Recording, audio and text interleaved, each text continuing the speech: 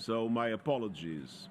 But the fact that I will be leaving before the session ends does not mean that I do not consider this an absolute priority in our work this week.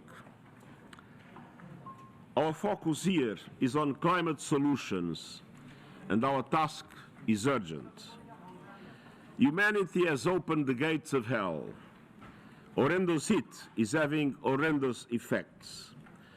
Distraught farmers watching crops carried away by floods, sweltering temperatures spawning disease, and thousands fleeing in fear as historic fires rage.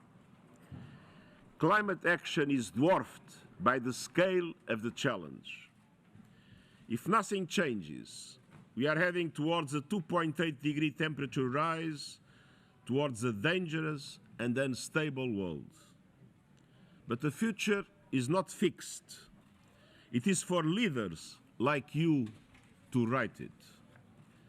We can still limit the rise in global temperature to 1.5 degrees.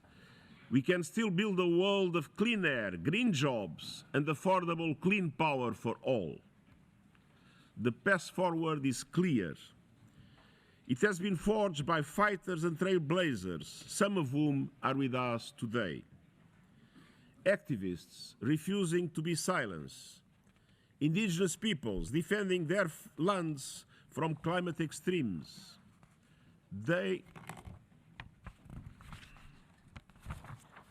Chief executives transforming their business models and financiers funding a just transition.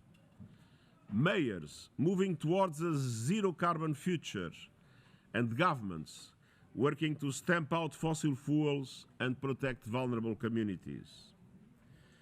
But if we are to meet the 1.5-degree limit and protect ourselves from climate extremes, climate champions, particularly in the developing world, need solidarity. They need support, and they need global leaders to take action. Action to reduce emissions. The move from fossil fuels to renewables is happening, but we are decades behind. We must make up time lost to foot dragging, arm twisting, and the naked greed of entrenched interests raking in billions from fossil fuels. The proposed Climate Solidarity Pact calls on major emitters who have benefited most from fossil fuels to make extra efforts to cut emissions, and on wealthy countries to supporting emerging economies to do so.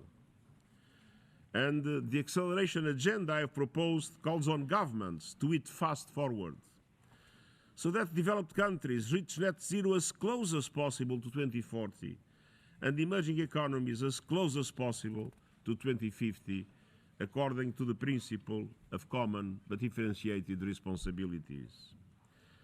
And it also urges countries to implement a fair, equitable, and just energy transition while providing affordable electricity to all.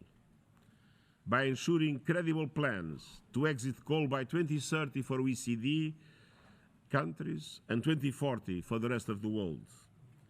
By ending fossil fuel subsidies, which the IMF estimates reached an incredible $7 trillion in 2022, and by setting ambitious renewable energy goals in line with 1.5-degree limit. The acceleration agenda also calls for climate justice. Many of the poorest nations have every right to be angry. Angry that they are suffering most from a climate crisis they did nothing to create. Angry that promised finance has not materialized, and angry that their borrowing costs are sky high. We need a transformation to rebuild trust.